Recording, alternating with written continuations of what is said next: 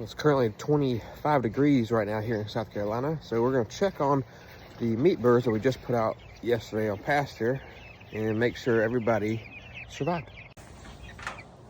Hello, chickies. The water is frozen. You can tell I put a lamp out here for them. They have their heat plates.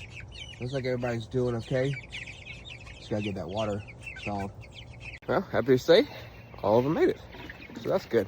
Just gotta get some fresh water since theirs is frozen.